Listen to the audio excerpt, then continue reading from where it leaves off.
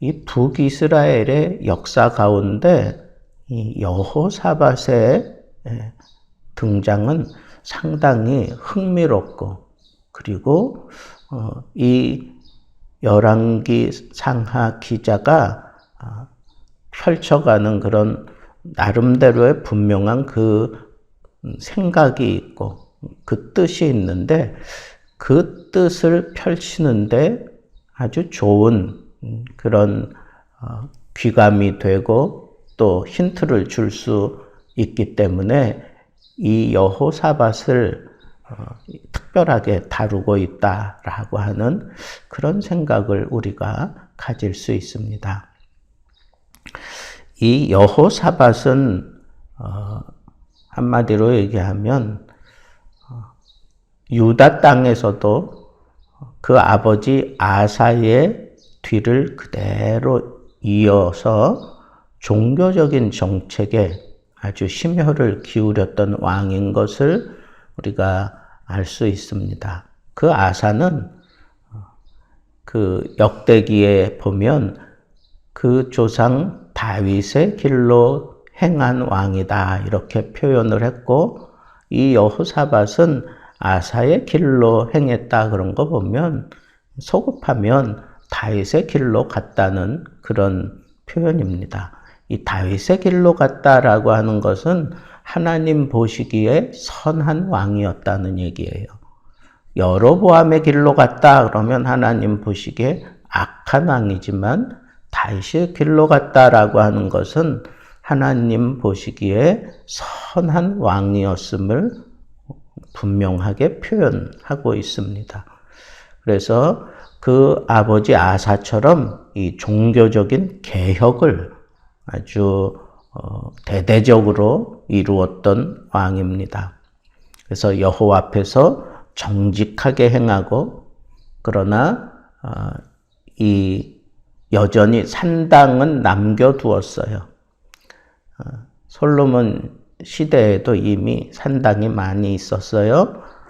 여호와의 성전이 예루살렘에 샜음에도 불구하고 이 산당에서 제사 드리는 일에 대해서 완벽하게 그렇게 제거하지 못했던 것을 우리가 알 수 있는데, 그것이 계속해서 그렇게 이어지고 있었던 것을 우리는 유의해서 보아야 합니다. 그리고 이 아사 왕이 종교 정책을 펼치면서 특별히 남색하는 자들을 다 쫓아냈다 그랬어요. 남색하는 자들은 신전에서 거기에 기거하면서 이렇게 남자와 더불어 그렇게 못된 짓 하는 그런 부류인데, 이 남색하는 자들은 그 시대에 아주 폐악함의 그 결정적인 그런 증거가 되는 그런 사람들입니다. 그래서 하나님께서는 그 땅에 남겨두지 말라 그랬고, 쫓아내라 그랬고, 죽이라고 그렇게 명령을 하셨습니다. 오늘날 우리 시대를 뒤돌아보게 만드는 그런 표현이기도 합니다. 그리고 이 여호사밧은 이 유다 왕으로서 이스라엘 왕과 아주 화평하게 지냈던 그런 시도를 했던 왕이잖아요.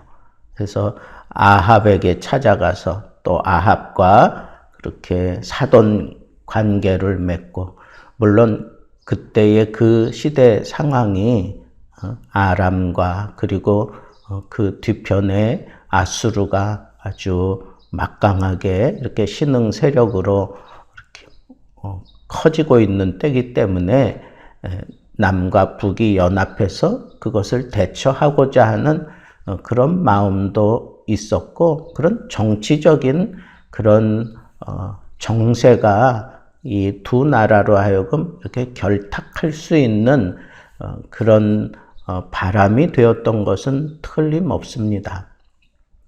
그럼에도 불구하고 우리가 잘 아는 대로 우상의 아버지 역할을 했던 이 아합과 사돈 관계를 맺었다고 하는 것, 그리고 아합을 도와서 길르앗 라못 전투에 참가했다가 아주 낭패를 보고 뜨뜻한 얼굴을 가지고 돌아왔던 이런 사건들은 하나님의 뜻을 물어보지 아니하고 이 아합 왕과 이렇게 결탁했던 것을 이 성경 기자는 아주 예리하게 지금 찌르고 있는 것임을 알 수가 있습니다. 아주 중요한 일을 한 거죠. 남과 북이 갈라지고 난 이후에 이제 60년 만에 이렇게 다시 평화의 모두가 조성이 되고, 그리고 하나가 되었던 그런 짧은 시간이지만 여호사밧이 그런 일들을 이렇게 민족주의적인 그런 정신을 가지고 이루어냈던 왕이라고 하는 점에서는 아주 칭찬받을 만 했습니다. 그러나 그럼에도 불구하고 성경 기자는 이 아합과 연합한 이 사실을 아주 잘못된 것임을 그렇게 심각하게 다루고 있는 것을 보면 민족주의가 신앙을 앞서지 못한다는 거예요. 민족주의가 하나님을 향한 신앙을 앞설 수가 없다는 겁니다. 하나님께 먼저 물어보아야 하고, 그리고 그 일들을 감당했어야 되는데, 그저 민족주의적인 그런 열정을 가지고 하나님의 뜻은 묻지 않고 이런 일들을 벌린 것에 대해서는 성경 기자가 아주 예리하게 지적을 하고, 이 여호사밧은 이 아합과 길르앗 라못 전투 이후 이 남유다 왕으로서 북이스라엘과 겉으로는 그렇게 같이 연합하고 있지만 아주 경계하고 있는 것을 오늘 본문에서도 볼 수가 있습니다. 에시온 게벨에 보낸 그 배가 거기서 난파를 하게 돼요. 그래서 오빌에서부터 이 금을 들여와야 되는데 그게 이루어지지 않게 됐어요. 그래서 그걸 이제 해결하기 위해서 여호사밧이 정책을 펼쳐가려고 할 때 아합의 아들 아하시야가 자기도 함께 가서 그 일을 돕겠다 그럴 때 아주 단호하게 거절을 합니다. 이미 남유다는 이 에돔의 섭정왕을 세울 정도로 막강한 나라가 되었고, 그 에돔으로 하여금 그 무역 그 통로를 관리하게 만듭니다.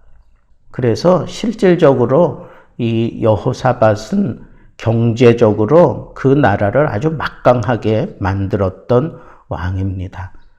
그렇지만 그런 막강한 지경에서 북이스라엘의 그 무역 항로를 개척하고자 달려들려고 했을 때 그것을 허락하지 않고, 그것은 다른 것보다도 하나님이 원치 않는다는 것을 알았기 때문입니다.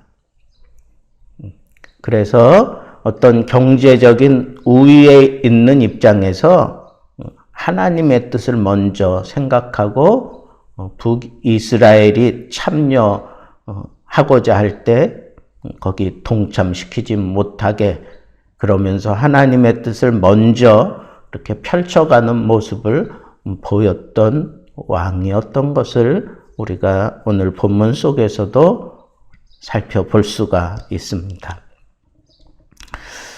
이 다시스는 스페인 저 남쪽이에요. 그리고 오빌은 추정하기를 아라비아의 남서쪽입니다. 거기서 성경에는 보면 항상 거기서 금을 많이 캐가지고 왔다라고 하는 것을 우리에게 시사하고 있는 것들을 볼 때, 이 정치적으로도 이 속국, 에돔을 이렇게 속국으로 삼아서 거기에 통치자를 세워가지고 에돔을 통해서 그 무역로, 그 당시에 그 황금 무역로 그것을 관리하면서 막대한 부를 이끌어냈던 왕이 바로 여호사밧 왕입니다.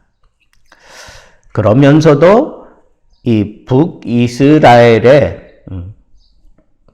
동참을 아주 완강하게 거절하고 있는 것은 북이스라엘에서 그들이 아직은 남과 북이 하나로 맺어질 수 없는 그런 악한 조건을 너무너무 선명하게 그가 체득하고 돌아왔기 때문에 틈을 주지 않았던 것을 성경 기자가 아주 좋게 생각하고 기록했던 것을 보게 됩니다.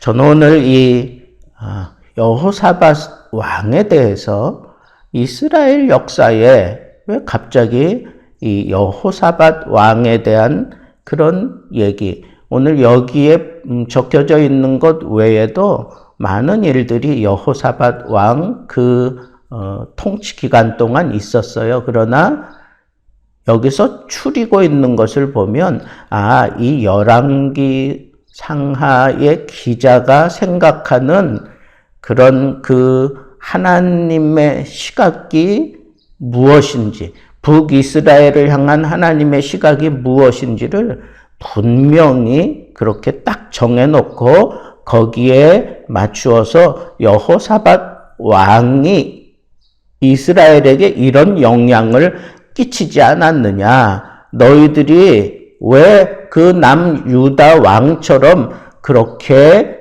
살아가지 못하고 있느냐, 살아가지 못하는 이유가 뭔지 아느냐 하는 식으로 여로보암에 대해서 이스라엘이 배워야 할 것들에 대해서 이렇게 쭉 정리하고 있구나라고 하는 측면에서 이 북이스라엘 왕에 대해서 기록하다가 여기 남유다 왕을 삽입하고 있는 그 열왕기 기자의 그 시각을 우리가 느낄 수 있어야 합니다. 여호사밧은 35세의 왕이 되고 25년 동안 다스렸습니다. 그의 중요한 그 정치, 첫째는 신앙 부흥 운동을 그 아버지 아사처럼 다윗의 길로 행하며 대대적으로 행했다고 하는 것이고, 둘째는 그는 이 군비 확장하고, 그리고 그 땅에서는 이 재판 제도를 아주 강력하게 강화시켜서 하나님의 법에서 어긋난 사람들을 아주 호되게 그렇게 다루어 가고 있는 것을 체계화시켰던 왕이기도 합니다. 그리고 주목해야 되는 것은 그가 그 땅에 남색하는 자들을 다 쫓아냈다고 하는 것. 그리고 아합의 아들이 함께 하려고 했을 때 좀 배려해 줄 수도 있고 함께 할 수도 있었지만 아주 단호하게 딱 거절한 것은 그가 먹을 것이 없고 이득에 아주 비상한 관심을 가지고 있어서가 아니라 악한 자들을 한번 경험하고 난 이후에 그 어떤 통로로든지 그걸 받아주지 않았다는 거예요. 이전에는 하나님의 뜻을 묻지 않고 민족주의적인 정신을 가지고 연합하려고 그가 앞장섰지만 깨달았어요. 북이스라엘은 우상으로 가득 차 있는 나라고 그 영향에서 아직 벗어나지 않았기 때문에 우리가 아무리 좋은 뜻을 가지고 그들과 연합한다고 할지라도 겉으로는 연합하는 것 같지만 속으로는 썩어져 갈 수밖에 없고 그 심각한 영향이 나에게 미칠 것이고 내 땅에 파고들 수 있으니 아예 그냥 끊어버리고 말았던 그런 단호한 결정을 했던 왕인 것을 우리가 보면서 여호사밧은 하나님 앞에 정말 선한 그런 열정을 가지고 그렇게 왕으로서의 사명을 다했던 왕이구나라고 하는 사실을 알 수가 있습니다. 오늘 말씀 우리에게 아주 좋은 잣대가 되는데 그게 뭐냐 하면 이 성경 기자가 무엇에 관심을 가지고 있느냐예요. 그것은 오직 하나님과의 관계를 이 사람이 어떻게 유지하고 있는가라고 하는 것에 관심을 두고 있어요. 그것으로 그 사람을 평가하고 그 사람이 하는 일을 평가하고 그 사람이 생각하는 것을 다 평가하고 있습니다. 하나님 앞에 어떤 관계를 유지하고 살아가고 있는가? 여호사밧은 처음에는 좋은 정신을 가지고 북이스라엘과 그렇게 화합을 했지만 악한 일이라고 하는 것을 깨닫고는 얼마든지 배려해 줄 수 있는 상황에 있었지만 그 길을 완전히 차단해버리고 용납하지 않았던 이 여호사밧을 이 성경 기자가 귀하게 보고 아주 칭찬하고 있다고 하는 이 사실을 우리가 받아들이고 오늘도 우리가 이 말씀, 이 한 단어 마음에 두고 외치면서 설교를 맺고자 합니다. 코람 대호 여호와 앞에서 살자.